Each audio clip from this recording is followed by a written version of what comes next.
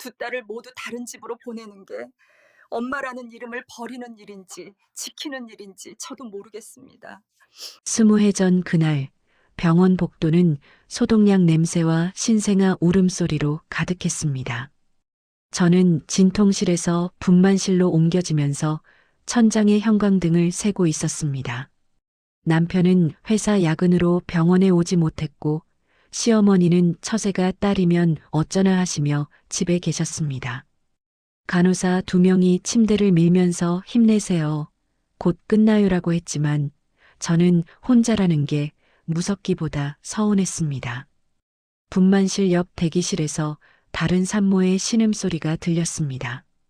간호사가 오늘 출산 예정이 2분이에요. 둘 다 딸이래요라고 웃으며 말했습니다. 저는 그 말을 들으며 아, 나만 혼자가 아니구나 싶어 조금 안심했습니다. 출산은 생각보다 빨리 끝났습니다. 딸입니다. 건강해요. 의사 선생님의 목소리가 들렸고 곧 아기 울음소리가 들렸습니다. 간호사가 아이를 제 얼굴 옆에 가져다 댔습니다. 빨갛고 작은 얼굴, 꼭 쥔 주먹, 그 모든 게 신기했습니다. 저는 예쁘다는 말밖에 할 수 없었습니다. 회복실로 옮겨진 뒤 옆 침대에 다른 산모가 누워 있었습니다. 저보다 10살쯤 많아 보이는 여자였습니다. 정장 차림의 남편이 옆에 앉아 있었고 간호사가 산후조리원은 어디로 가세요? 라고 물었습니다. 남자는 강남 쪽으로 예약했어요 라고 답했습니다. 저는 그 대화를 들으며 벽 쪽으로 고개를 돌렸습니다. 저희는 산후조리원 갈 형편이 아니었으니까요. 남편 월급으로는 병원비 내기도 빠듯했습니다.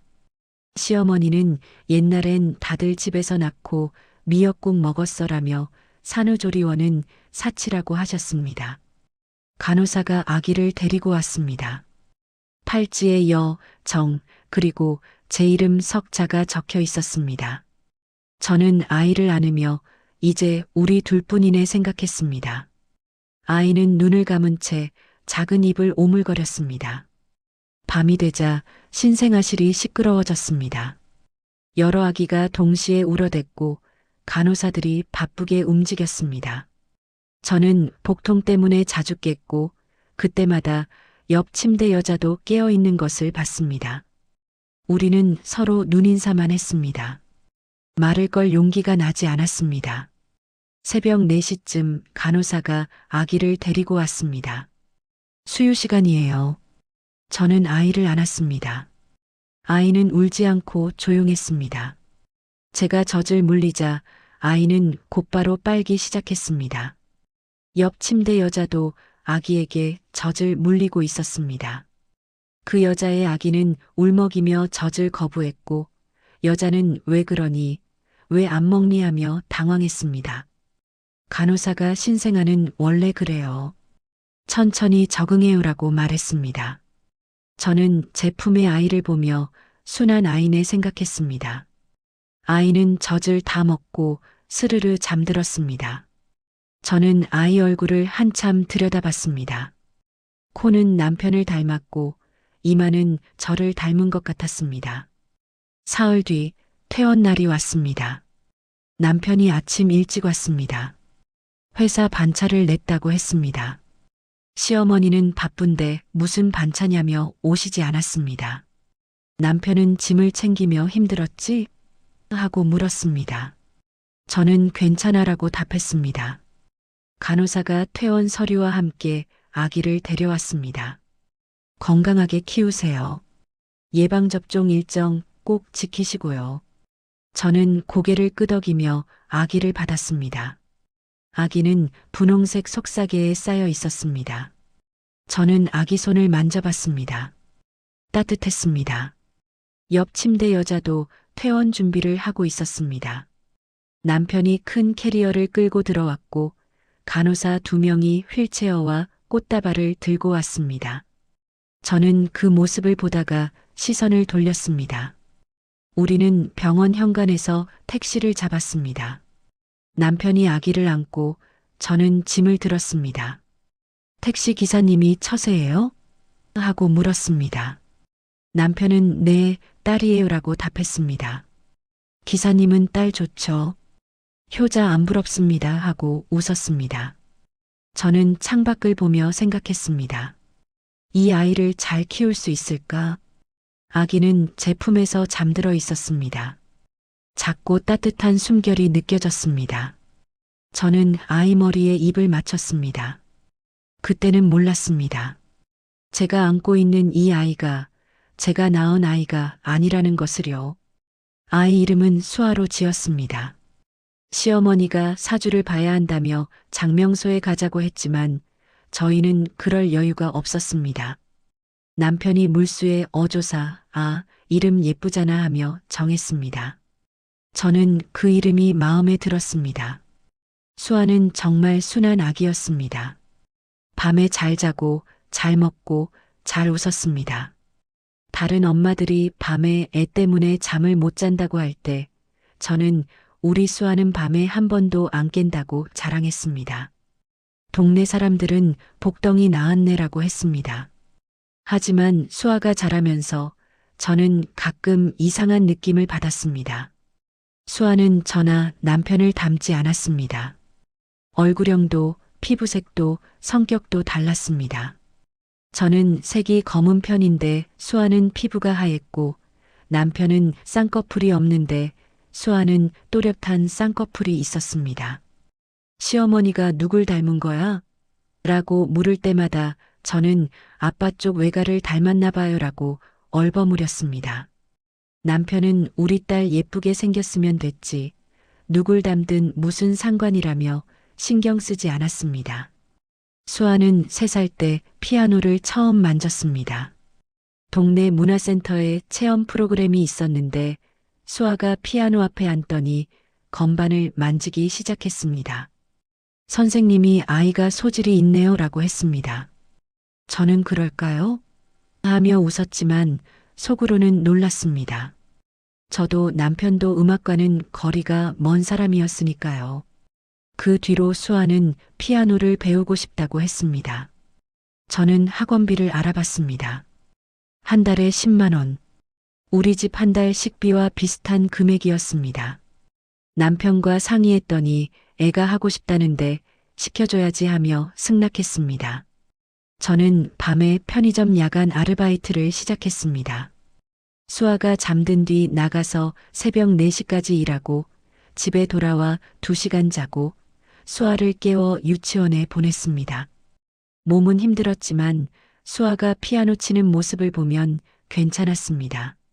수아는 초등학교에 입학하면서 반에서 가장 피아노를 잘 치는 아이가 됐습니다. 학예회 때 독주를 했고 교장 선생님이 재능이 뛰어난 학생이라며 칭찬했습니다. 저는 객석에서 수아를 보며 울었습니다. 이렇게 자랑스러울 수가 없었습니다. 하지만 중학교 때 수아는 변했습니다. 피아노를 그만두겠다고 했습니다.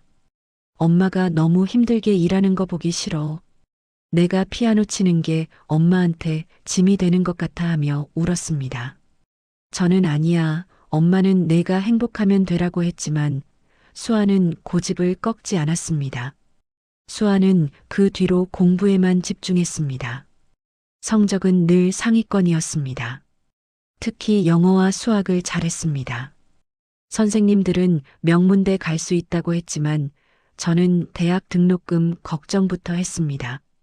수아는 장학금을 받을 수 있는 지방 국립대에 진학했습니다. 엄마, 서울 대학 안 가도 돼. 여기서 공부 열심히 할게. 수아는 그렇게 말했지만 저는 미안했습니다. 더 좋은 환경을 만들어주지 못한 것 같았습니다. 대학 졸업 후 수아는 중견기업에 취직했습니다. 첫 월급을 받고 집에 와서 봉투를 제게 건넸습니다. 엄마, 이제부터 내가 엄마 먹여 살릴게. 수아는 웃으며 말했습니다.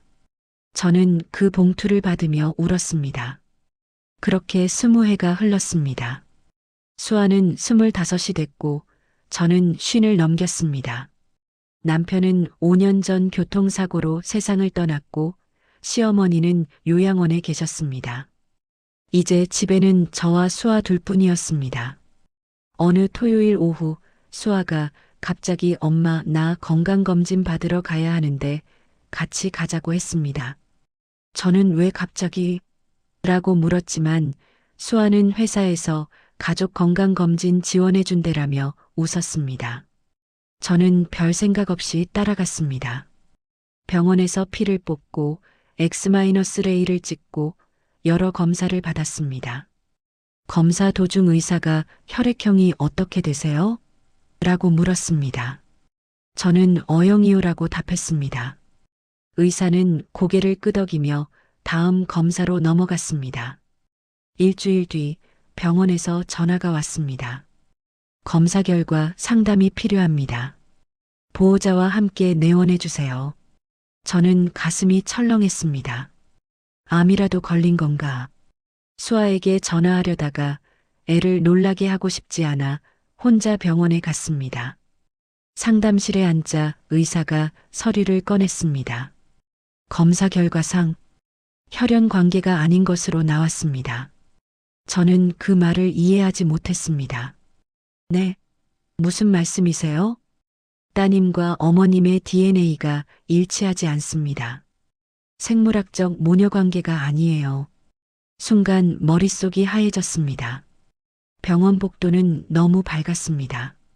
형광등 불빛이 눈을 찔렀고 소독약 냄새가 코를 자극했습니다. 저는 벤치에 앉아 손을 떨며 서류를 다시 읽었습니다. DNA 친자 확인 검사 결과 모녀관계 불일치 같은 문장을 10번도 넘게 읽었지만 뜻이 들어오지 않았습니다. 의사는 혹시 입양하신 건 아니세요? 라고 물었습니다. 저는 고개를 저었습니다. 아니요, 제가 낳았어요. 20해 전에 중앙병원에서 분명히 제가 낳았어요. 의사는 잠시 생각하더니 말했습니다. 그럼 신생아실에서 바뀐 경우일 수도 있습니다. 드문 일이지만 과거에는 가끔 있었어요. 특히 20년 전에는 관리 시스템이 지금처럼 철저하지 않았거든요. 신생아실에서 바뀌었다. 그 말이 귀에 맴돌았습니다. 저는 20해 전 그날을 떠올렸습니다. 분만실의 천장, 간호사의 목소리, 옆 침대의 산모, 새벽 수유 시간, 아기 팔찌. 모든 게 어제 일처럼 선명했습니다. 정말 바뀐 걸까? 그럼 진짜 내 딸은 어디 있지? 저는 병원을 나와 버스 정류장에 섰습니다. 사람들이 오가고 차들이 지나갔지만 저는 그 자리에 멈춰 서 있었습니다. 핸드폰을 꺼내 수아에게 전화하려다가 멈췄습니다. 뭐라고 말하지? 내가 내 딸이 아니라고? 20해가 거짓말이라고? 버스를 3대나 보내고 저는 겨우 집으로 향했습니다. 현관문을 열자 수아가 소파에 앉아 TV를 보고 있었습니다. 평소처럼 편안한 모습이었습니다. 수아는 저를 보며 웃었습니다. 엄마, 검사 결과 어때? 이상 없어? 저는 가방을 내려놓으며 거짓말했습니다. 응, 괜찮대. 다 정상이래. 수아는 안심하며 다행이다. 엄마 아프면 나 어떡해라고 말했습니다. 저는 그 말을 듣고 화장실로 들어가 울었습니다. 물소리에 묻혀 흐느끼는 소리가 들리지 않도록 수도꼭지를 틀어놨습니다. 거울을 봤습니다. 눈이 빨갛게 부어 있었습니다. 찬물로 얼굴을 씻고 수건으로 얼굴을 가렸습니다. 숨을 깊게 들이마셨습니다. 진정해. 일단 진정하고 생각하자. 저녁 식사 시간이었습니다. 저는 평소처럼 밥을 차렸습니다. 수아가 좋아하는 된장찌개, 김치, 계란말이. 하지만 수저를 들 수가 없었습니다. 수아가 물었습니다. 엄마, 왜 안 먹어? 어디 아파? 아니, 그냥 입맛이 없어서. 병원 갔다 와서 그래. 진짜 괜찮은 거 맞아? 저는 고개를 끄덕였습니다. 수아는 의심스러운 눈빛이었지만 더 묻지 않고 밥을 먹었습니다. 그날 밤 저는 잠을 이루지 못했습니다. 침대에 누워 천장을 봤습니다. 수아의 자는 얼굴을 보러 방문을 열어봤습니다. 수아는 새우잠을 자고 있었습니다. 어렸을 때부터 늘 그렇게 잤습니다. 저는 이불을 덮어주며 머리를 쓰다듬었습니다. 이 아이가 내 딸이 아니라면 진짜 내 딸은 어디 있을까? 하지만 곧 고개를 저었습니다. 아니야, 수아는 내 딸이야. DNA가 뭐가 중요해. 20해를 키웠는데 기저귀 갈아주고 밤새 앓을 때 간호하고 학교 보내고 밥 해주고 그게 다 거짓말이 되는 건가? 다음 날 아침 저는 20해 전 출산했던 중앙병원에 전화했습니다. 전화를 걸기까지 2시간이 걸렸습니다. 핸드폰을 들었다가 내려놓기를 수십 번 반복했습니다. 손이 떨렸습니다. 중앙병원입니다. 저 20년 전에 거기서 출산했는데요. 출산 기록을 확인하고 싶어서요. 담당 직원은 성함과 생년월일 말씀해 주세요라고 했습니다. 저는 정보를 불렀습니다. 잠시만요. 확인해 볼게요. 대기 음악이 흘렀습니다. 3분이 30분처럼 느껴졌습니다. 고객님, 기록 확인됐습니다. 2005년 3월 15일 출산 기록이 있네요. 그날, 저 말고 다른 산모도 있었나요? 딸을 낳은 직원이 잠시 멈칫했습니다. 왜 그걸 물으시는지 제발이요. 확인 좀 해주세요. 직원은 한숨을 쉬더니 다시 확인했습니다. 네. 당시 같은 날 출산하신 산모가 한 분 더 계시네요. 둘 다 딸을 낳으셨고 출산 시간도 1시간 차이였어요. 저는 숨이 막혔습니다. 심장이 터질 것 같았습니다. 그 산모분, 연락처를 알 수 있을까요? 죄송하지만 개인정보라서 드리기 어렵습니다. 제발이요. 정말 중요한 일이에요. 직원은 잠시 망설이더니 말했습니다. 하지만 사실 그분도 최근에 같은 문의를 하셨어요. 20년 전 같은 날 출산한 산모가 누구냐고. 같은 문의. 그 말은 그 산모도 진실을 알았다는 뜻이었습니다. 그 산모도 DNA 검사를 받았고, 그 산모도 같은 충격을 받았고, 그 산모도 지금 이 순간 혼란스러워하고 있다는 뜻이었습니다. 그분한테 제 연락처 좀 전달해 주실 수 있을까요? 꼭 통화하고 싶다고요. 제발이요. 직원은 망설이다가 한번 물어볼게요. 그분이 동의하시면 연락드리겠습니다라고 답했습니다. 저는 전화를 끊고 주저앉았습니다. 손이 떨려서 핸드폰을 제대로 잡을 수도 없었습니다. 이틀 동안 저는 전화만 기다렸습니다. 밥도 제대로 먹지 못했고 잠도 자지 못했습니다. 수아는 엄마 요즘 이상해. 무슨 일 있어? 라고 물었지만 저는 아무것도 아니야 라고 답했습니다. 사흘째 되는 날 오후 낯선 번호로 전화가 왔습니다. 저는 숨을 멈추고 전화를 받았습니다. 여보세요? 저 20해 전 중앙병원에서 출산한 이유진입니다. 목소리는 또렷하고 차분했습니다. 교양 있는 말투였습니다. 제 목소리는 떨렸습니다. 저는 정미선입니다. 혹시 네, DNA 검사 받으셨죠? 저도 받았어요. 두 사람은 잠시 침묵했습니다. 전화선 너머로 이유진의 숨소리가 들렸습니다. 이유진이 먼저 말을 이었습니다. 이게 정말 믿기지 않아요. 20해 동안 딸이라고 믿고 키웠는데 저도요.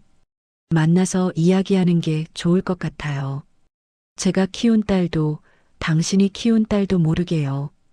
일단 우리끼리 먼저 진실을 확인하고 앞으로 어떻게 할지 상의해야 할 것 같아요. 저는 네라고밖에 말하지 못했습니다. 내일 오후 2시 강남역 5번 출구 앞 스타벅스에서 만나요. 제가 검은 코트 입고 갈게요. 네, 알겠습니다. 전화가 끊어졌습니다. 저는 핸드폰을 내려놓고 한참을 멍하니 앉아 있었습니다. 내일이면 모든 게 확실해질 것 같았습니다. 두려웠습니다. 그날 밤 저는 수아 어린 시절 사진을 꺼내봤습니다. 돌잔치 사진, 유치원 입학 사진, 초등학교 운동회 사진, 모든 사진 속에서 수아는 웃고 있었습니다. 저도 웃고 있었습니다. 행복했습니다. 이 시간들이 거짓이 될 수는 없어. 절대. 저는 사진첩을 가슴에 안고 울었습니다. 다음 날 오후 저는 강남역으로 향했습니다. 지하철 안은 사람들로 붐볐습니다. 저는 창밖을 보며 생각했습니다. 저 사람도 만날까? 저 사람은 어떻게 생겼을까? 나처럼 평범한 사람일까? 아니면 다를까? 강남역에 도착했습니다.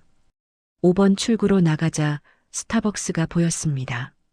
저는 숨을 고르고 안으로 들어갔습니다. 창가 자리에 검은 코트를 입은 여자가 앉아 있었습니다. 단정한 헤어스타일, 명품 가방, 깔끔한 메이크업.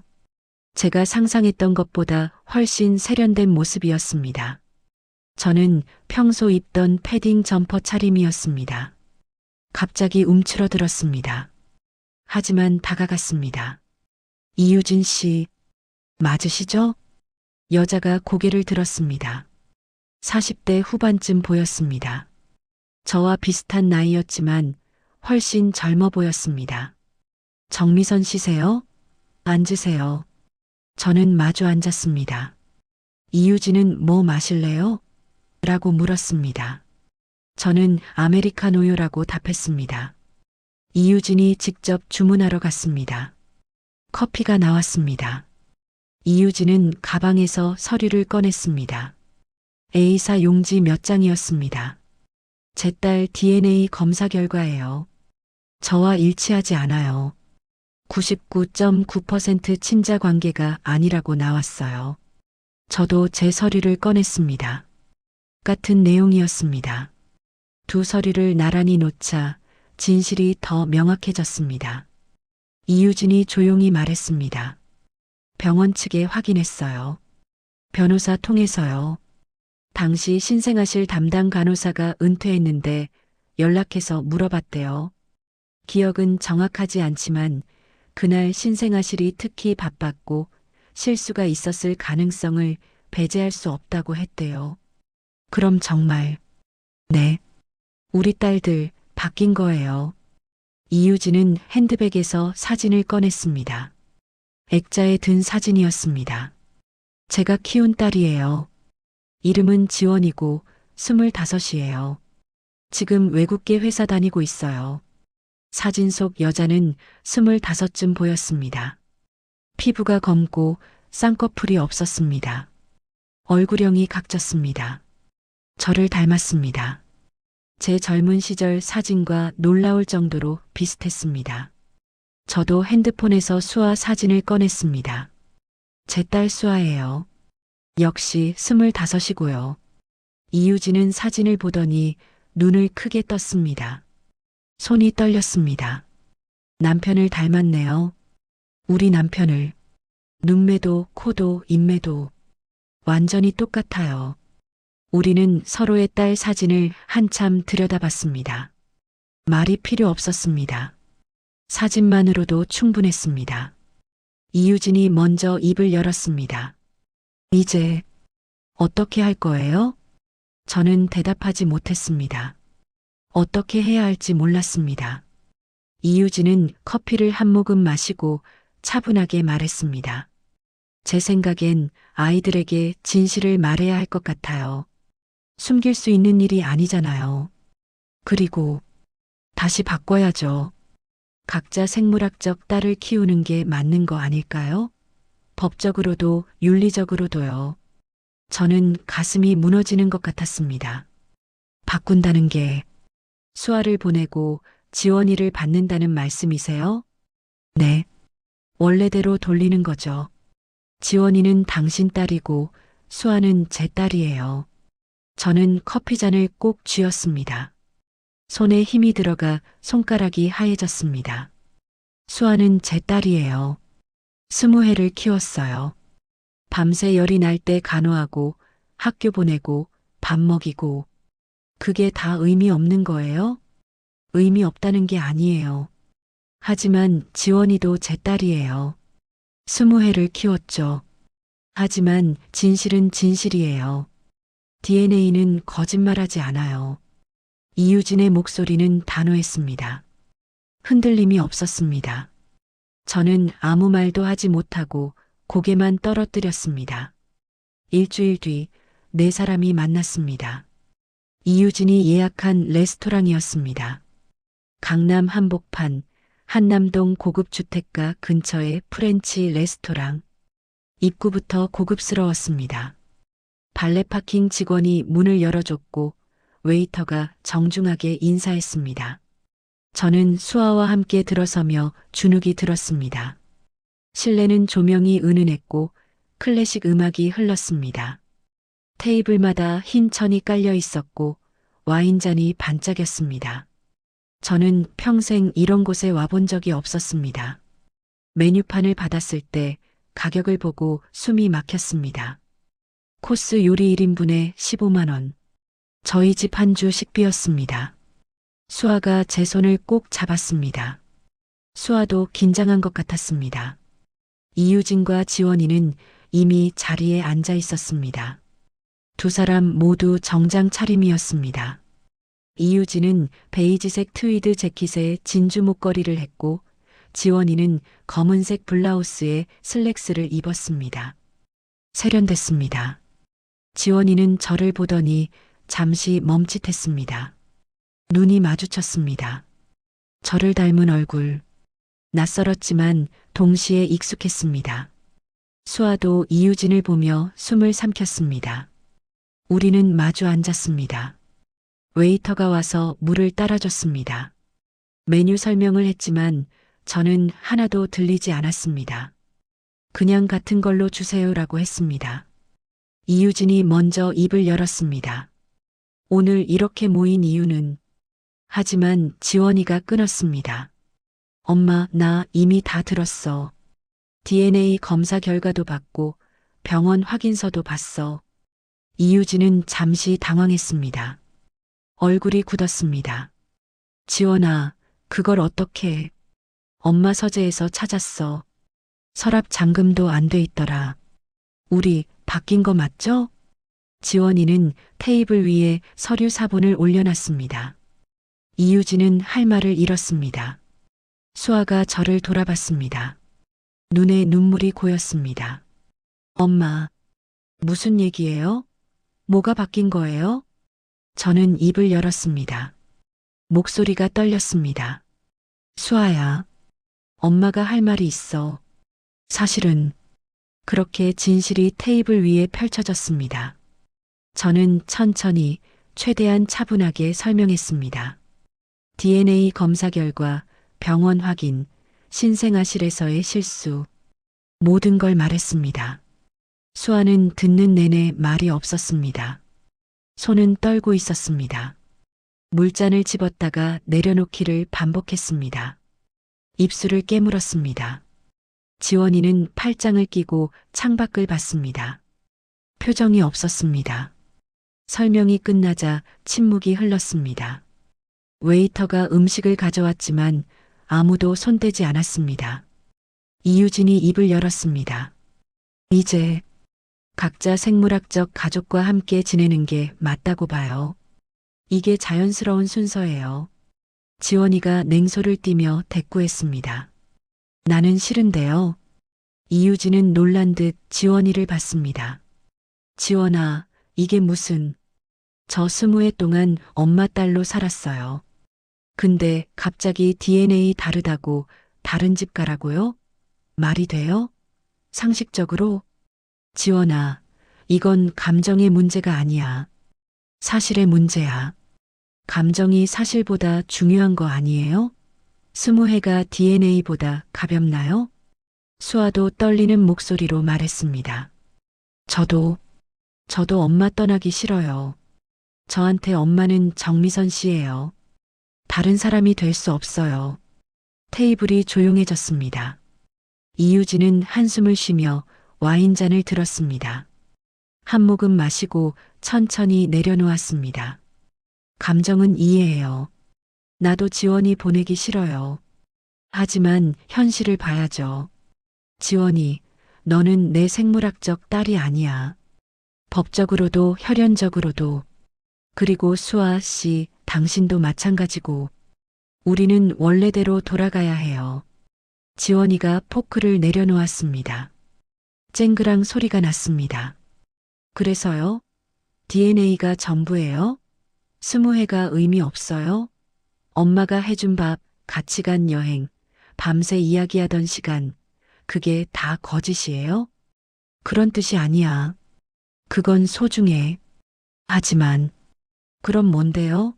엄마는 진짜 딸 찾았으니까 나는 필요 없는 거예요? 나는 바뀐 아이니까 돌려보내는 거예요? 지원아. 이유진의 목소리가 높아졌습니다. 주변 테이블 사람들이 쳐다봤습니다. 웨이터가 다가왔다가 물러났습니다. 저는 조용히 끼어들었습니다. 천천히 생각해보면 안 될까요? 애들도 혼란스러울 텐데. 시간을 두고 이유진은 저를 쳐다봤습니다. 눈빛이 날카로웠습니다. 정미선 씨는 어떻게 하고 싶으세요? 솔직하게 말씀해 주세요. 저는 수아를 봤습니다. 수아는 눈물을 참고 있었습니다. 고개를 떨구고 냅킨으로 눈을 닦았습니다. 저는 수아 의견을 존중하고 싶어요. 수아가 원하는 대로 하려고요. 그럼 지원이 의견은요? 지원이는 제 생물학적 딸이에요. 제가 낳았어요. 저도 의견이 있어요. 저는 대답하지 못했습니다. 이유진은 입술을 깨물었습니다. 손가락으로 테이블을 톡톡 쳤습니다. 생각하는 습관인 것 같았습니다. 일단, 오늘은 여기까지 하죠. 모두 머리도 아프고 감정도 복잡하니까 일주일 뒤에 다시 만나요. 그때까지 각자 생각 정리해 오세요. 식사는 거의 하지 못했습니다. 지원이는 물 한 모금도 마시지 않았습니다. 수아는 빵 한 조각을 입에 넣었다가 씹지도 못하고 냅킨에 뱉었습니다. 저도 포크를 들었다가 내려놓기만 반복했습니다. 계산은 이유진이 했습니다. 오늘은 제가 낼게요. 저는 사양하려 했지만 이유진은 이미 카드를 건넸습니다. 레스토랑을 나오면서 지원이가 수아에게 말을 걸었습니다. 수아 씨, 맞죠? 네. 우리 어떻게 할까요? 수아는 고개를 저었습니다. 모르겠어요. 아무것도. 두 사람은 서로를 보다가 시선을 돌렸습니다. 헤어지기 전 이유진이 다시 말했습니다. 다음 주 화요일 같은 시간에 제 집으로 오세요. 주소 문자 보낼게요. 좀 더 편한 곳에서 이야기하는 게 나을 것 같아요. 저와 수아는 고개를 끄덕이고 택시를 잡았습니다. 택시 안에서 수아가 말했습니다. 엄마, 나 저쪽 집 안 갈 거야. 절대 안 가. 저는 수아 손을 잡았습니다. 엄마도 널 보내기 싫어. 정말로. 그럼 안 보내면 되잖아. DNA는 중요하지 않아. 우리가 함께한 시간이 더 중요하잖아. 저는 대답하지 못했습니다. 하지만 속으로는 혼란스러웠습니다. 진짜 내 딸은 지원인데 나는 지원이를 사랑할 수 있을까? 수아만큼? 지원이도 나를 엄마로 받아들일 수 있을까? 집에 도착해서 저는 지원이 사진을 다시 봤습니다. 이유진이 문자로 보내준 사진이었습니다. 지원이의 어린 시절 사진도 몇 장 있었습니다. 돌잔치 사진, 초등학교 입학 사진, 저를 닮은 얼굴. 분명 제 딸인데 낯설었습니다. 20회를 모르고 산 딸. 첫걸음마를 봤어야 했는데 보지 못한 딸. 첫 말을 들었어야 했는데 듣지 못한 딸. 저는 사진을 가슴에 안고 울었습니다. 미안해, 지원아. 엄마가 몰랐어. 엄마가 너를 잃어버렸어. 그날 밤은 길었습니다. 한 달이 흘렀습니다. 그 사이 우리는 4번 더 만났습니다. 카페에서 한 번, 공원에서 한 번, 이유진 집에서 한 번, 우리 집에서 한 번. 매번 같은 대화가 반복됐습니다. 이유진은 아이들을 교환하자고 주장했고, 지원이와 수아는 싫다고 거부했습니다. 저는 중간에서 아무 결정도 내리지 못했습니다. 밤마다 잠을 설쳤습니다. 이유진 집을 방문했을 때가 가장 힘들었습니다. 한남동 고급 아파트였습니다. 30평대 아파트를 2채 합친 넓이였습니다. 거실만 우리 집 전체보다 컸습니다. 바닥은 대리석이었고, 천장은 높았고, 창문은 커서 한강이 보였습니다. 가구는 전부 수입품이었습니다. 이유진이 이탈리아에서 주문한 소파예요 라고 말했습니다. 저는 소파에 앉기가 조심스러웠습니다. 지원이 방도 봤습니다. 방 하나가 우리 집 거실만 했습니다. 책장에는 책이 빼곡했고, 책상은 넓었고, 침대는 퀸 사이즈였습니다. 창문으로 햇살이 가득 들어왔습니다. 수아가 저를 보며 작은 목소리로 말했습니다. 엄마, 여기 정말 크다. 저는 고개를 끄덕였습니다. 가슴이 아팠습니다. 반대로 이유진과 지원이가 우리 집에 왔을 때 저는 부끄러웠습니다. 20평 빌라 전세. 벽지는 오래됐고 화장실은 좁았고 부엌은 구식이었습니다. 거실에 소파 하나, TV 하나, 작은 식탁 하나. 그게 전부였습니다. 이유진은 아무 말 없이 둘러봤습니다. 하지만 표정에서 느껴졌습니다. 이렇게 좁은 곳에서 살았구나. 지원이는 수아 방을 봤습니다. 5평도 안 되는 작은 방, 싱글 침대, 작은 책상, 옷장 하나. 지원이는 아무 말도 하지 않았습니다. 그날 이유진이 말했습니다. 정미선 씨, 솔직히 말할게요. 수아가 여기서 자란 거 생각하면 마음이 아파요. 제 딸이 이런 환경에서 자랐다니. 저는 입술을 깨물었습니다. 저도 최선을 다했어요. 알아요. 하지만 최선에도 한계가 있잖아요. 수아는 제 집에서 자랐어야 했어요. 더 좋은 교육, 더 넓은 공간, 더 많은 기회. 그게 수아가 받았어야 할 거예요. 저는 대답하지 못했습니다. 하지만 이유진은 포기하지 않았습니다. 어느 날 이유진이 전화했습니다. 정미선 씨, 변호사 상담 받아봤어요. 변호사요? 네. 이 상황에서 법적으로 어떻게 되는지 알아봤어요. 변호사가 그러는데 생물학적 친자 관계가 확인되면 양육권을 주장할 수 있대요. 그게 무슨, 필요하면 소송도 할 수 있다는 얘기예요. 저는 수아의 생물학적 엄마예요. 법적으로도 권리가 있어요. 저는 가슴이 철렁했습니다. 소송까지 하시려는 거예요? 하고 싶지 않아요. 하지만 계속 이렇게 막혀 있으면 다른 방법을 생각해야죠. 전화를 끊고 저는 무료 법률 상담소를 찾았습니다. 젊은 여자 변호사가 저를 만났습니다. 상황을 설명하자 변호사는 고개를 끄덕이며 메모했습니다. 실제로 소송하면 생물학적 친자 관계가 우선시될 가능성이 높습니다. 특히 상대방이 경제적으로 안정적이고 양육 환경이 우수하다면 그럼 전질 수도 있다는 거예요? 가능성이 있어요. 법원은 아이의 복리를 최우선으로 하거든요. 생물학적 부모이면서 더 나은 환경을 제공할 수 있다면 저는 그 말에 마음이 무너졌습니다. 집에 돌아와 수아에게 말했습니다. 저는 거실 소파에 앉아 수아를 불렀습니다. 수아는 방에서 나와 제 옆에 앉았습니다. 수아야, 엄마가 할 말이 있어. 뭔데, 엄마? 우리 일단 바꿔보는 게 어떨까? 수아는 저를 보며 눈물을 글썽였습니다. 뭐라고? 엄마도 날 버리는 거야? 아니야, 버리는 게 아니야. 절대 아니야. 그럼 뭔데? 나보고 저쪽 집 가라는 게 버리는 거 아니면 뭐야? 우리 생각할 시간이 필요해. 일단 바꿔서 지내보고 석 달 뒤에 다시 결정하는 거야. 생각할 거 뭐 있어? 나는 엄마 딸이야. DNA는 상관없어. 나한테 엄마는 정미선 씨야. 다른 사람이 될 수 없어. 저도 울었습니다. 엄마도 그렇게 생각해. 근데 지원이도 엄마 딸이야. 생물학적으로. 지원이는 어떻게 해? 지원이도 엄마가 필요한데. 수아는 대답하지 못했습니다. 고개를 떨구고 울었습니다. 나 싫어. 정말 싫어. 엄마도 싫어.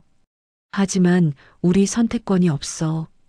이유진 씨가 법적으로 문제 삼으면 엄마가 질 수도 있어. 수아는 고개를 들었습니다. 그럼 싸워. 법으로 싸우면 되잖아. 엄마한테 돈이 없어. 변호사 비용도 없고. 수아는 입술을 깨물었습니다. 결국 우리는 시험 기간을 갖기로 했습니다. 이유진과 다시 만났습니다. 이번에는 공원 벤치였습니다. 가을이었고 낙엽이 떨어졌습니다. 석 달 동안 각자 생물학적 가족과 지내보고 그 뒤에 최종 결정을 하기로 해요. 이유진이 제안했습니다. 저는 고개를 끄덕였습니다. 석 달 뒤에 다시 모여서 아이들 의견도 듣고 우리끼리도 상의해요. 그때 최종 결정하는 걸로 이사 날이 정해졌습니다. 2주 뒤 11월 1일 수아는 이유진 집으로 지원이는 우리 집으로 오기로 했습니다. 그 2주 동안 저는 준비했습니다. 지원이 방을 꾸몄습니다. 수아 방을 치우고 새 이불을 샀고 책상을 닦았습니다. 벽에 걸린 수아 사진은 떼어냈습니다. 지원이가 불편할 것 같아서 수아는 짐을 거의 싸지 않았습니다. 이사 전날 밤 저는 수아 방문을 두드렸습니다. 수아야, 짐 다 쌌어? 아직. 방에 들어가 보니 캐리어가 텅 비어 있었습니다. 왜 안 싸? 어차피 석 달 뒤 돌아올 거니까. 옷 몇 벌만 가지고 가면 돼. 저는 수아 옆에 앉았습니다. 수아야, 엄마, 나 진짜 돌아올 거지? 석 달만 참으면 돌아올 수 있지? 그럼. 하지만 제 목소리는 떨렸습니다. 확신이 없었습니다. 이사 당일 아침, 저는 일찍 일어나 아침을 차렸습니다. 수아가 좋아하는 김치찌개, 계란말이, 김. 수아는 밥을 한 숟가락 뜨더니 울었습니다. 엄마, 나 못 먹겠어. 저도 울었습니다. 조금만 먹어. 힘내야지. 엄마는 먹어? 저도 못 먹었습니다. 우리는 식탁에 앉아 울기만 했습니다. 오전 10시 이유진이 차를 가지고 왔습니다. 검은색 수입차였습니다. 저는 현관 앞에서 수아를 안았습니다. 수아야, 잘 지내. 엄마, 나 정말 돌아올 거지? 그럼 당연하지. 하지만 제 목소리는 확신이 없었습니다. 수아는 캐리어를 끌고 차에 탔습니다. 뒷자리에 앉아 창문을 내렸습니다. 엄마 사랑해. 엄마도 사랑해. 차가 출발했습니다. 저는 차가 보이지 않을 때까지 손을 흔들었습니다. 차가 사라지고 저는 현관 앞에 주저앉아 울었습니다. 1시간 뒤 초인종이 울렸습니다. 지원이었습니다. 큰 캐리어 2개를 끌고 왔습니다. 택시에서 내렸습니다. 저는 눈물을 닦고 문을 열었습니다. 어서 와, 지원아. 하지만 목소리에 힘이 없었습니다. 지원이는 저를 보더니 고개를 끄덕였습니다. 말이 없었습니다. 짐 무거울 텐데 엄마가 들어줄까? 괜찮아요. 지원이는 혼자 캐리어를 끌고 들어왔습니다. 집 안을 둘러봤습니다. 표정이 없었습니다. 여기가 제 방이에요? 저는 수아방. 아니, 이제 지원이 방을 가리켰습니다. 응, 여기 쓰면 돼. 지원이는 방에 들어갔습니다. 둘러보더니 캐리어를 놓았습니다. 고마워요. 그리고 문을 닫았습니다. 저는 거실에 혼자 남았습니다. 첫 주는 지옥 같았습니다. 지원이는 거의 방에서 나오지 않았습니다. 아침에 출근할 때만 나왔다가 저녁에 퇴근하면 바로 방으로 들어갔습니다. 인사도 거의 하지 않았습니다. 지원아, 아침 먹고 가. 배 안 고파요. 저녁은 회사에서 먹었어요. 간식이라도 필요 없어요. 매일 같은 대화였습니다. 저는 지원이가 좋아할 만한 음식을 만들려고 노력했습니다. 이유진에게 문자해서 물어봤습니다. 지원이가 뭘 좋아해요? 스테이크, 파스타, 샐러드. 건강식 위주로 먹어요. 저는 마트에 가서 비싼 소고기를 샀습니다. 유튜브를 보며 스테이크 굽는 법을 배웠습니다. 저녁에 정성껏 차려놓고 지원이를 불렀습니다. 지원아, 저녁 먹자. 스테이크 해봤어. 지원이가 방에서 나왔습니다. 식탁을 보더니 한숨을 쉬었습니다. 전 이런 거 안 좋아해요. 이유진 씨가 좋아한다고. 엄마가 좋아하는 거지. 전 아니에요. 전 그냥 라면 같은 거 좋아해요. 저는 당황했습니다. 라면? 그럼 라면 끓여줄까? 아니요, 괜찮아요. 그냥 제가 먹을게요. 지원이는 냉장고에서 컵라면을 꺼냈습니다. 뜨거운 물을 부어서 방으로 들어갔습니다. 저는 혼자 식탁에 앉아 스테이크를 봤습니다. 먹을 수가 없었습니다. 매일 수아에게 전화했습니다. 수아야, 거기는 어때? 엄마. 수아 목소리는 울먹였습니다. 괜찮아? 아니, 안 괜찮아. 여기 너무 낯설어. 이유진 씨는 좋은 분인데 엄마가 아니야. 조금만 참아. 석 달만. 엄마, 보고 싶어. 정말 보고 싶어. 저도 울었습니다. 엄마도 보고 싶어. 많이. 엄마, 지원이는 잘 지내? 응, 잘 지내. 거짓말이었습니다. 이유진에게서도 전화가 왔습니다. 정미선 씨, 수아가 적응을 못하고 있어요. 저는 가슴이 철렁했습니다. 무슨 일이에요? 밥을 거의 안 먹어요. 방에만 있고 말도 별로 안 하고. 제가 말 걸면 대답은 하는데 어색해요. 제가 한번 통화해 볼게요. 그것보다 한번 만나보는 게 어때요? 수아 많이 힘들어 보여요. 지원이는 어때요? 적응 잘해요? 전화선 너머로 이유진의 한숨이 들렸습니다. 아니요. 지원이도 힘들어해요. 어젯밤에 울더라고요. 이거 우리가 너무 성급했나 봐요. 두 번째 주 저는 지원이와 대화를 시도했습니다.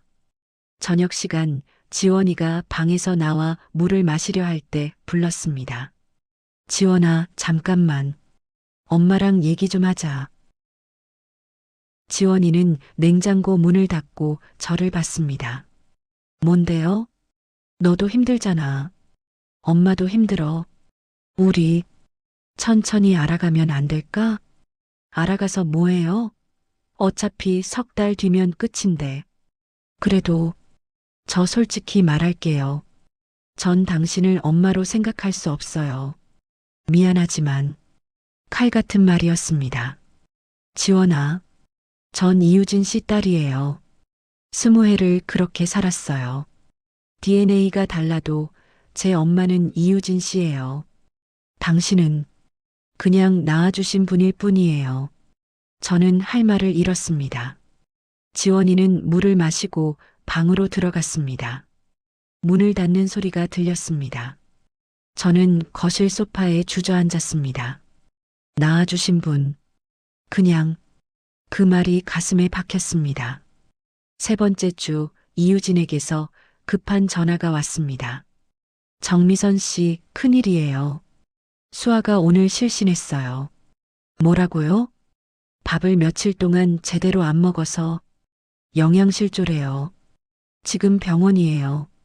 저는 당장 달려가고 싶었습니다. 어느 병원이에요? 제가 갈게요. 아니에요. 괜찮아요. 제가 있어요. 그냥 알려드리려고요. 수아 상태는요? 링거 맞고 있어요. 의사가 심리 상담 받아보래요. 스트레스성 거식증 의심된대요. 저는 핸드폰을 쥔 손이 떨렸습니다. 제가 수아 만나면 안 될까요? 그건 글쎄요. 만나면 수아가 더 힘들어할 것 같은데. 저는 참지 못하고 말했습니다. 이유진 씨, 이거 너무한 거 아니에요? 애들이 이렇게 힘들어하는데 우리가 뭘 하는 거예요? 저도 힘들어요. 지원이는 어때요? 적응 잘해요? 저는 대답하지 못했습니다. 이유진이 한숨을 쉬었습니다. 우리 다음 주에 만나요. 네 명이서 이야기 다시 해봐야 할 것 같아요. 다음 주 토요일 우리는 다시 만났습니다. 이번에는 조용한 공원 벤치였습니다. 단풍이 물든 가을 공원. 사람들이 산책하고 있었습니다. 수아는 야위어 있었습니다. 얼굴이 창백했고 눈 밑에 다크서클이 있었습니다. 저는 수아를 보자마자 눈물이 났습니다. 수아야. 수아도 저를 보고 울었습니다. 엄마. 우리는 알았습니다. 사람들이 쳐다봤지만 상관없었습니다. 지원이도 창백했습니다. 이유진이 요즘 잠을 못 잔대요라고 말했습니다. 벤치에 앉았습니다. 이유진이 먼저 말했습니다. 이대로는 안 되겠어요. 아이들이 너무 힘들어해요. 우리가 실수한 것 같아요. 지원이가 말했습니다. 그러니까 원래대로 돌아가요. 제발, 그럴 순 없어. 우린 생물학적 가족이야. 생물학적이 뭐가 중요해요? DNA만 같으면 가족이에요? 스무에는 의미 없어요? 이유진은 말문이 막혔습니다. 수아가 떨리는 목소리로 말했습니다. 제 의견 말해도 돼요? 모두가 수아를 봤습니다. 전 정미선 씨 딸로 살고 싶어요. DNA는 상관없어요. 제가 누구 딸인지는 제가 알아요. 스무해가 말해줘요. 이유진의 얼굴이 굳었습니다. 수아 씨, 나도 당신 엄마예요. 당신을 낳았어요. 10달 동안 뱃속에서 키웠어요. 낳은 건 맞지만 키운 건 정미선 씨예요. 제 기저귀 갈아주고 밤새 열날 때 간호하고 밥 해주고 학교 보내고 그게 다 정미선 씨예요. 전 이미 엄마가 있어요. 수아는 제 손을 잡았습니다. 이유진은 입술을 깨물었습니다. 그리고 지원이를 봤습니다. 지원아, 너는 어떻게 생각해? 지원이는 잠시 망설였습니다. 저를 봤습니다. 그리고 이유진을 봤습니다. 저도 엄마한테 돌아가고 싶어요. 이유진은 눈을 감았습니다. 공원을 떠난 뒤 각자 집으로 돌아갔습니다. 현관문이 열리는 소리에 저는 고개를 들었습니다. 지원이었습니다. 캐리어를 끌고 들어왔습니다.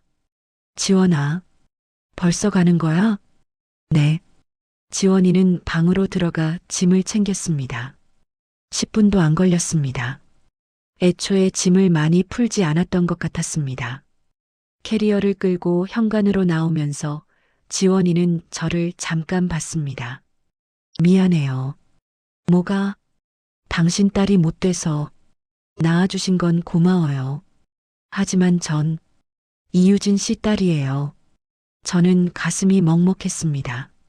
지원아, 엄마라고 부르지 말아주세요. 불편해요.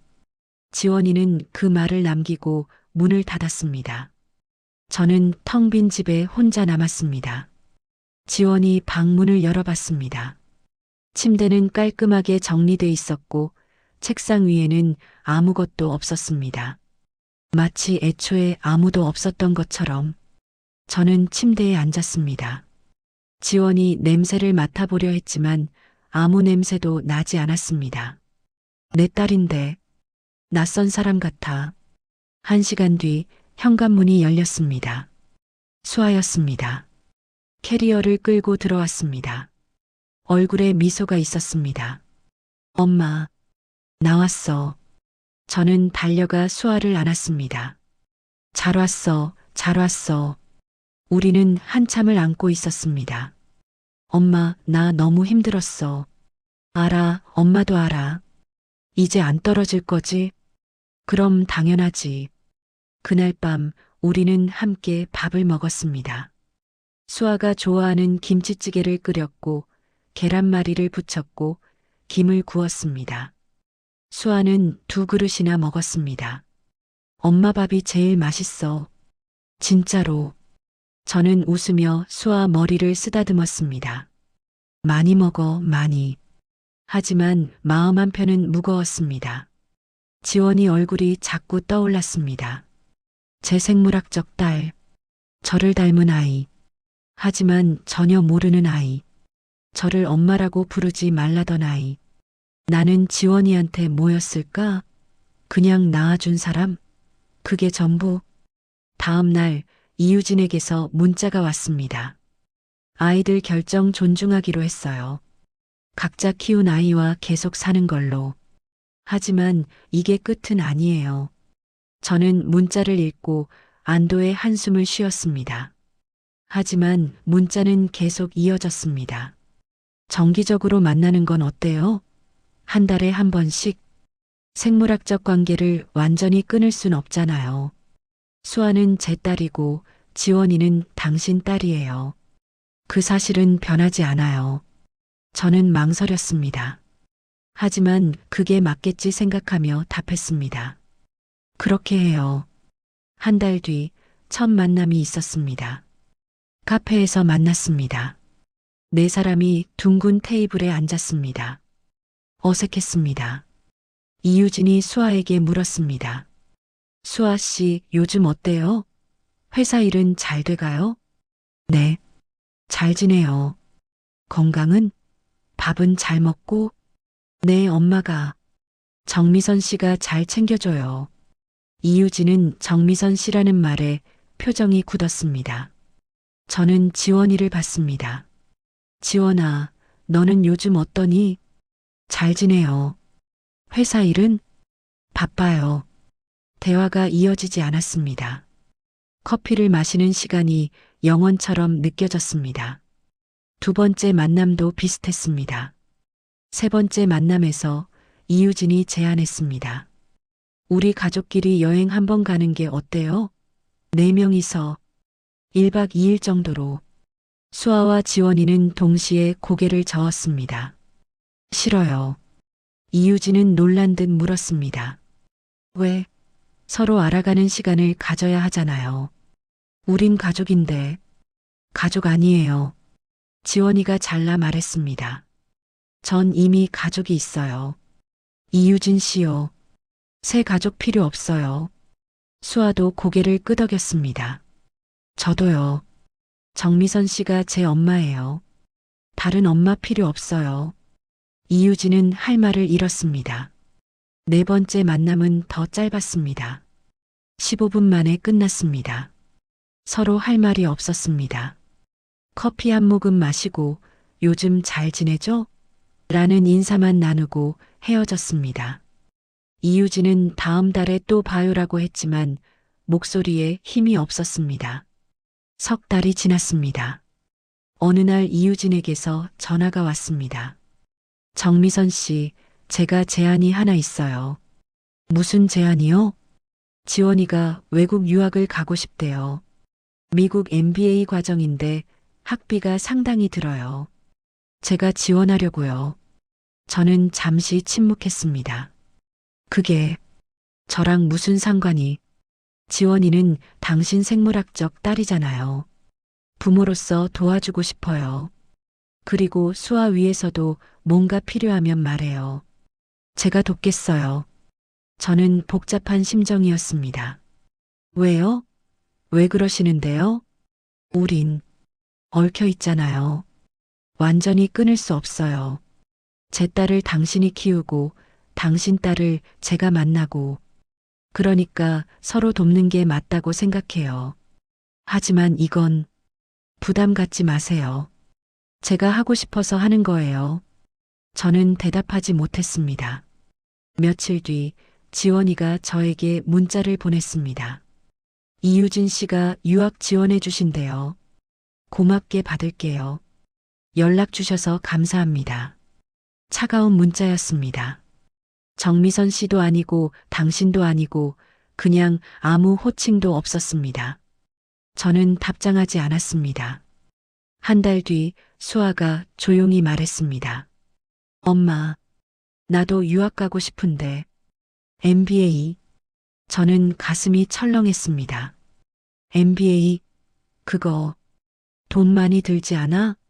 응. 미국은 2년에 1억 정도 든대. 1억. 저는 숨이 막혔습니다. 엄마가 알아볼게. 하지만 저는 알고 있었습니다. 그런 돈이 없다는 걸. 밤에 통장을 봤습니다. 평생 모은 돈 3천만 원. 수아 MBA 학비에는 턱없이 부족했습니다. 저는 이유진에게 전화할까 고민했습니다. 하지만 자존심이 허락하지 않았습니다. 구걸하는 것 같아. 안 돼. 며칠을 고민했습니다. 결국 이유진에게서 먼저 전화가 왔습니다. 정미선 씨, 수아도 MBA 하고 싶다며요? 저는 놀랐습니다. 어떻게 알았어요?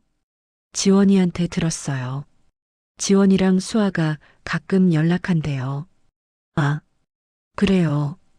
제가 지원할게요. 수아 학비. 아니에요, 괜찮아요. 왜요? 수아는 제 생물학적 딸인데 당연히 도와줘야죠. 엄마 역할이에요. 저는 입술을 깨물었습니다. 그럼 빚처럼 느껴져요. 언젠가 갚아야 할 것 같고 빚 아니에요. 이건 투자예요. 제 딸한테 하는 제 딸. 그 말이 가슴에 박혔습니다. 하지만 정미선 씨 솔직히 말할게요. 수아는 더 나은 환경에서 자랐어야 했어요. 제 집에서요. 근데 그러지 못했잖아요. 제가 지금이라도 도와주고 싶어요. 엄마로서 저는 한숨을 쉬었습니다. 결국 수아도 이유진의 지원으로 MBA에 합격했습니다. 수아는 기뻐했습니다. 엄마, 나 합격했어. 미국 간다. 저는 웃으며 축하했습니다. 하지만 속으로는 복잡했습니다. 이유진 씨 덕분이야. 내가 해준 게 뭐가 있어? 수아와 지원이가 출국하기 전 저는 중요한 결정을 했습니다. 아무에게도 말하지 않고 조용히 먼저 은행에 갔습니다. 통장에 있던 3천만 원을 모두 인출했습니다. 평생 모은 돈이었습니다. 편의점 야간 알바비, 식당 설거지 알바비, 아껴서 모은 돈. 그리고 법무사 사무실로 향했습니다. 유언장 작성하고 싶습니다. 법무사는 50대 남자였습니다. 안경을 고쳤으며 물었습니다. 아직 젊으신데 무슨 유언장을? 건강에 문제라도 있으세요? 아니요. 그냥 정리하고 싶어서요. 그러세요? 내용은 어떻게 하시겠어요? 저는 종이에 적어온 메모를 꺼냈습니다. 제 모든 재산은 수아와 지원이에게 반씩 나눈다. 두 아이 모두 제 딸이기 때문이다. 법무사는 고개를 갸웃했습니다. 두 분 다 따님이세요? 한 명은 키운 딸이고 한 명은 낳은 딸이에요. 아, 그러시구나. 생물학적 관계가 아니어도 유언장에 포함하실 수 있어요. 문제 없습니다. 법무사는 유언장을 작성했습니다. 저는 서명했습니다. 이거 보관은 어떻게 하나요? 저희가 보관하고 유언자 사망 시 지정된 수령인에게 통지됩니다. 알겠습니다. 법무사 사무실을 나오며 저는 가슴이 가벼워졌습니다. 이제 두 아이한테 공평해. 그게 엄마가 할 수 있는 전부야. 그 다음 저는 부동산에 갔습니다. 지금 사는 집은 전세였습니다. 전세금 8천만 원. 저는 집주인에게 전화했습니다. 전세 빼려고 하는데요. 계약 만료일 전에 나가도 될까요? 언제 나가실 건데요? 다음 달 말이요. 그럼 위약금 내셔야 해요. 얼마나요? 한 달치 월세 정도. 300만 원이요. 알겠습니다. 저는 전세를 빼기로 했습니다. 8천만 원에서 위약금 300만 원을 빼면 7,700만 원. 반씩 나누면 수아한테 3,850만 원, 지원이한테 3,850만 원. 그리고 저는 작은 원룸을 알아봤습니다. 월세 40만 원짜리, 10평도 안 되는 작은 방. 하지만 저 혼자 살기엔 충분했습니다. 마지막으로 저는 편의점 야간 알바를 다시 시작했습니다. 밤 11시부터 새벽 5시까지 한 달에 150만 원 정도 벌 수 있었습니다. 원룸 월세 내고 생활비 쓰고 조금씩 모으기에 충분했습니다. 수아에게는 말하지 않았습니다. 엄마, 요즘 왜 맨날 밖에 나가? 어디가? 그냥 친구 만나고 그래. 무슨 친구? 엄마 친구 없잖아. 새로 사귀었어. 수아는 의심스러운 눈빛이었지만 더 묻지 않았습니다. 석 달이 지났습니다. 수아는 미국 MBA 과정에 합격했고 지원이도 같은 학교에 합격했습니다. 우연히 같은 학교였습니다. 출국 전날 저는 수아와 마지막 저녁을 먹었습니다. 수아가 좋아하는 음식들을 차렸습니다. 김치찌개, 제육볶음, 계란말이, 깍두기. 엄마, 이거 다 언제 만들었어? 너무 많은데. 오늘 마지막이잖아. 많이 먹어. 수아는 밥을 먹다가 울었습니다. 엄마, 나 2년 동안 못 보는데 괜찮아? 괜찮아. 엄마 잘 지낼 거야. 외롭지 않아? 너 때문에 외로울 시간 없어. 알바도 하고 그래야지. 무슨 알바? 편의점. 수아는 젓가락을 내려놓았습니다. 엄마, 나이 들어서 무슨 편의점 알바야? 그만둬. 괜찮아. 심심한데 뭐. 심심하면 취미 생활하지. 왜 일을 해? 저는 웃으며 말했습니다. 엄마가 일하는 게 취미야. 수아는 더 먹지 못하고 울었습니다. 다음 날 아침 공항에서 수아를 배웅했습니다. 수아는 캐리어 2개를 끌고 출국장으로 향했습니다. 돌아서서 손을 흔들었습니다. 엄마 사랑해. 2년 뒤에 봐. 엄마도 사랑해. 건강해. 수아가 사라질 때까지 손을 흔들었습니다. 집으로 돌아오는 길 저는 울었습니다. 이제 진짜 혼자네. 한 달 뒤 저는 원룸으로 이사했습니다. 짐이 별로 없었습니다. 옷 몇 벌, 이불, 주방 도구 조금. 트럭도 필요 없었습니다. 택시로 2번 왕복하면 끝이었습니다. 원룸은 정말 작았습니다. 침대 놓고 작은 식탁 놓으면 끝이었습니다. 화장실은 좁았고 부엌은 1인용이었습니다. 하지만 저는 만족했습니다. 이 정도면 충분해.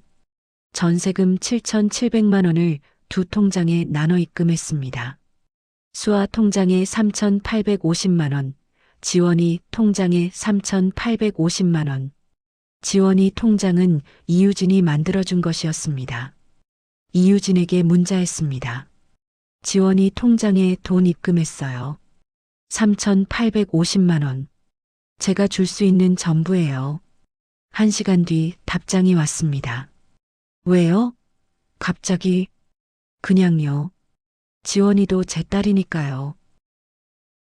그리고 수아한테도 같은 금액 줬어요. 공평하게.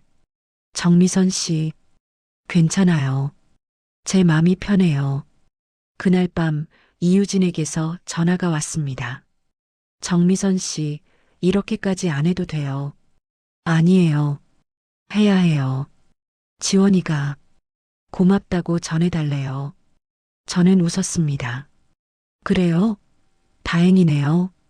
근데 당신 지금 어디 살아요? 주소가 바뀌었던데. 원룸 이사했어요. 왜요? 전세집은 빼고 나온 돈을 애들한테 줬어요. 전화 너머로 이유진의 한숨이 들렸습니다. 당신 너무 무리하는 거 아니에요? 아니에요. 전 괜찮아요. 전화를 끊고 저는 작은 창문으로 밤하늘을 봤습니다. 별이 보였습니다. 이제 됐어. 두 딸한테 할 만큼 했어. 6개월이 지났습니다. 저는 매일 같은 일상을 살았습니다. 낮에는 원룸에서 청소하고 장 보고 TV 보다가 밤 11시에 편의점으로 출근했습니다. 편의점 일은 단조로웠습니다. 손님 계산하고 진열하고 청소하고 새벽 5시에 퇴근하면 집에 와서 씻고 잠들었습니다. 수아에게서 가끔 영상 통화가 왔습니다. 엄마, 잘 지내? 응, 잘 지내. 너는? 학교 수업 너무 빡세. 과제 진짜 많아. 그래도 재미있어? 응, 재밌어. 새로운 거 많이 배워. 밥은 잘 먹고? 응. 근데 한식이 그리워. 엄마 김치찌개. 저는 웃었습니다. 방학 때 와. 해줄게. 응. 통화를 끊고 저는 빈 원룸을 봤습니다. 수아 사진을 벽에 붙여놨습니다. 어린 시절 사진, 중학교 졸업 사진, 대학 입학 사진. 보고 있으면 외롭지 않았습니다. 이유진에게서도 가끔 연락이 왔습니다. 정미선 씨, 지원이가 전해달라는 말이 있어요.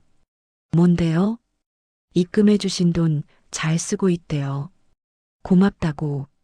그래요. 그리고 당신 건강은 어때요? 괜찮아요. 편의점 알바 아직 해요? 네. 나이 들어서 무리하지 마세요. 괜찮아요. 몸 튼튼해요. 하지만 사실 몸은 힘들었습니다. 허리가 아프기 시작했습니다. 오래 서 있으니까 무릎도 시큰거렸습니다. 손목도 저렸습니다. 하지만 일을 그만둘 수 없었습니다.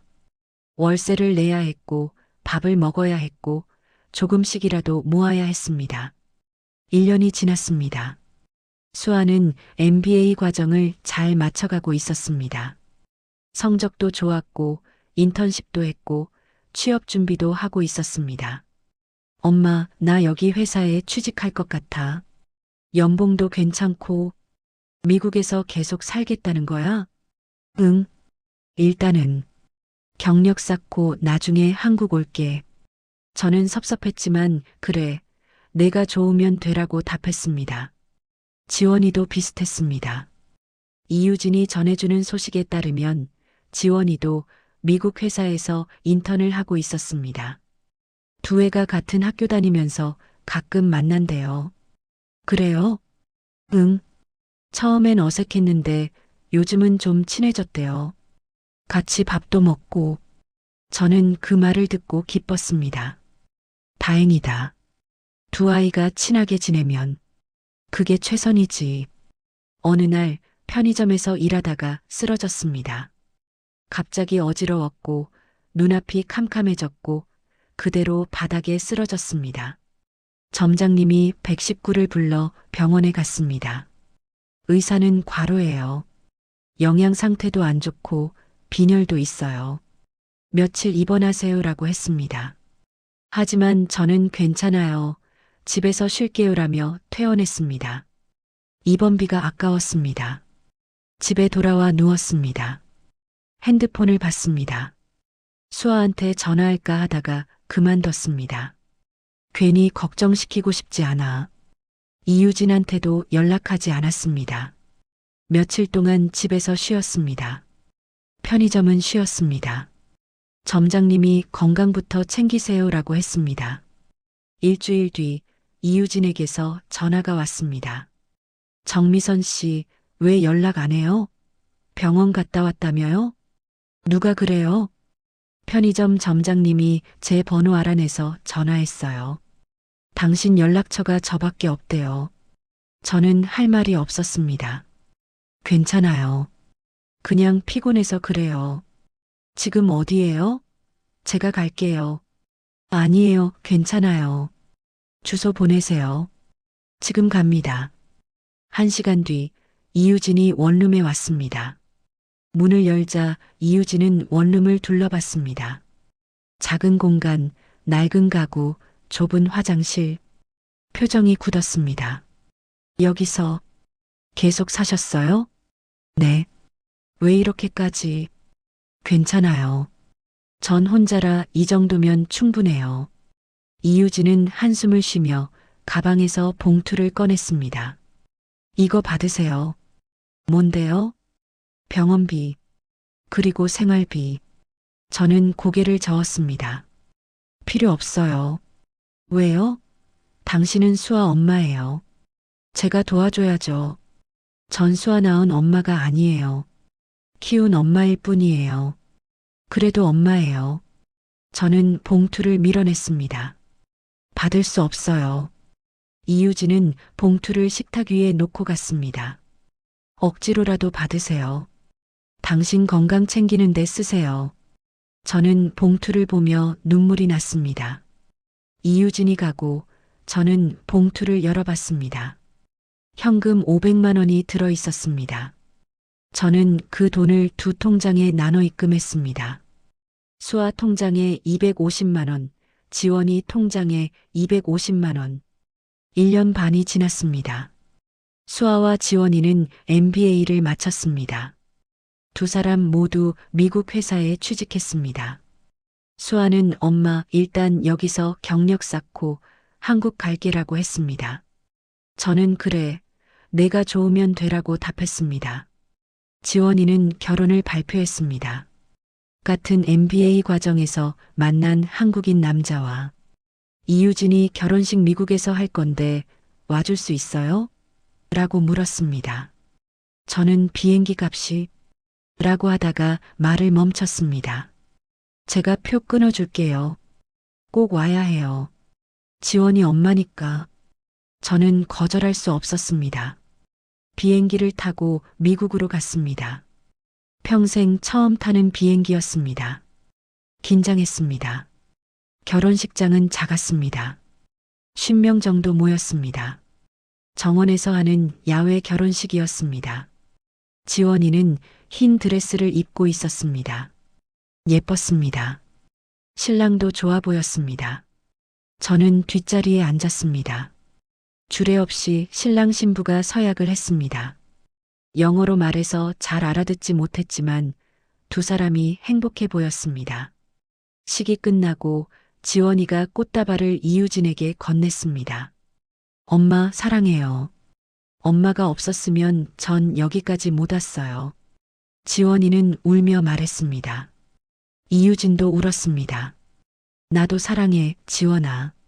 두 사람은 안았습니다. 저는 그 모습을 멀리서 봤습니다. 가슴이 아팠지만 동시에 다행이라고 생각했습니다.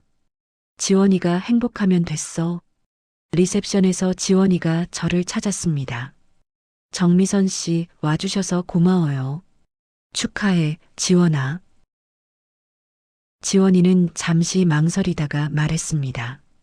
저 사실 말씀드릴 게 있어요. 뭔데? 입금해 주신 돈들 전부 모아뒀어요. 한 푼도 안 썼어요. 저는 놀랐습니다. 왜? 언젠가 돌려드리려고요. 당신한테. 아니야, 그건 내 돈이야. 아니에요. 전 받을 자격이 없어요. 전 당신 딸 노릇도 안 했는데. 저는 지원이 손을 잡았습니다. 지원아, 내가 행복하면 그걸로 충분해. 엄마는 내가 행복한 걸 보는 것만으로도 고마워. 지원이는 울었습니다. 미안해요. 정말 미안해요. 미안할 거 없어. 넌 잘못한 게 없어.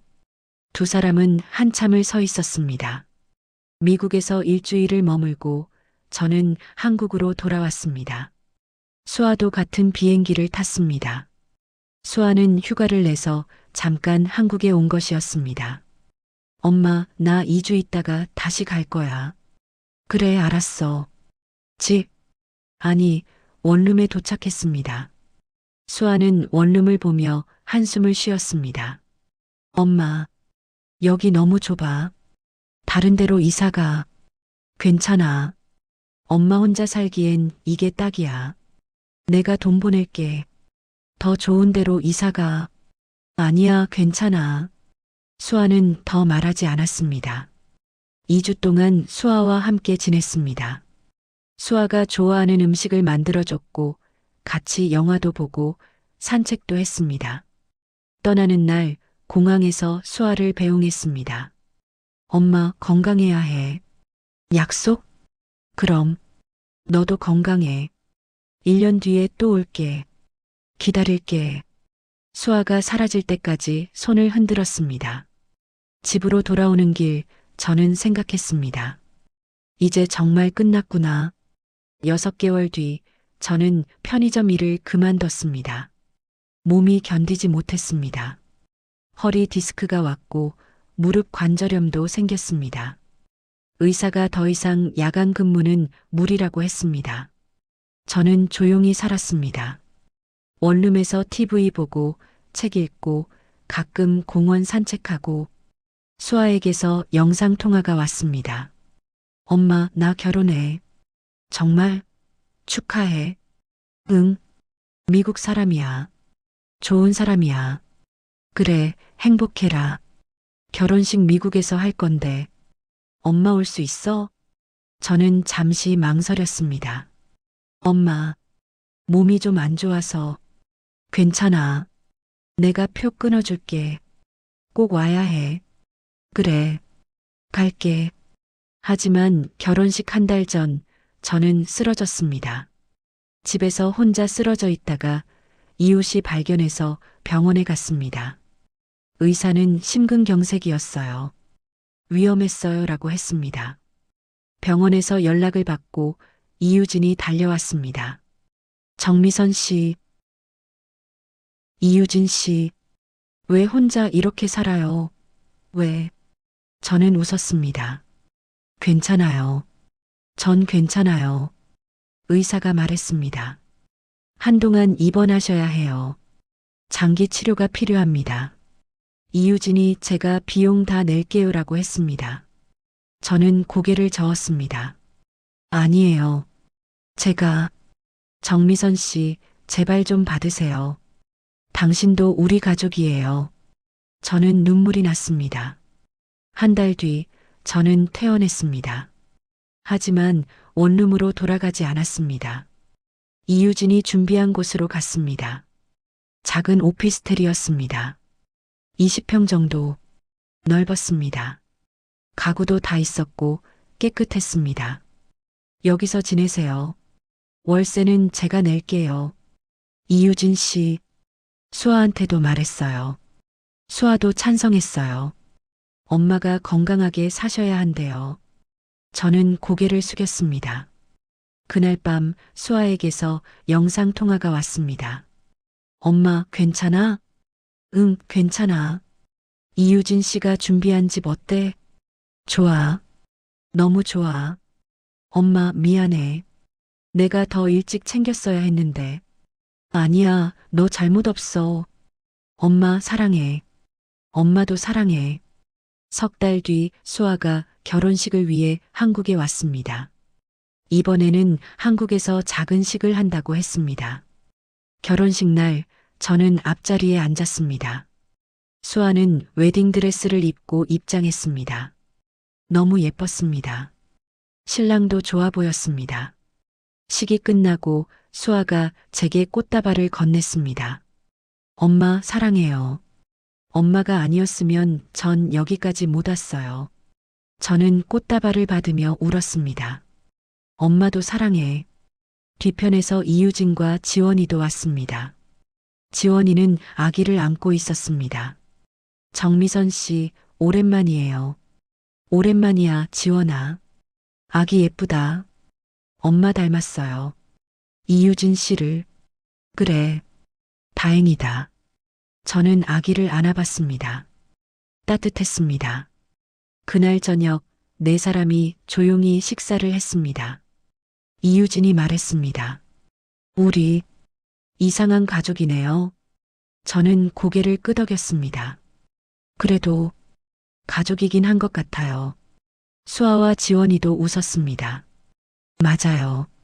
이상하지만 가족. 우리는 서로를 보며 웃었습니다. 그날 밤 저는 오피스텔에 혼자 돌아왔습니다. 창밖을 봤습니다. 별이 보였습니다. 핸드폰이 울렸습니다. 지원이었습니다. 정미선 씨. 아니, 엄마. 저는 가슴이 뛰었습니다. 응? 생일 축하드려요. 오늘 생신이시잖아요. 저는 깜빡하고 있었습니다. 제 생일을. 고마워. 수아 언니랑 같이 선물 보냈어요. 내일 도착할 거예요. 고마워, 지원아. 엄마, 사랑해요. 늦었지만 저는 눈물을 닦으며 답했습니다. 엄마도 사랑해. 많이. 전화가 끊어졌습니다. 저는 창가에 서서 밤하늘을 봤습니다. 별이 반짝였습니다. 저는 생각했습니다. 나는 두 딸을 가졌고, 두 딸을 사랑했고, 두 딸에게 사랑받았어. 그것만으로 충분했습니다.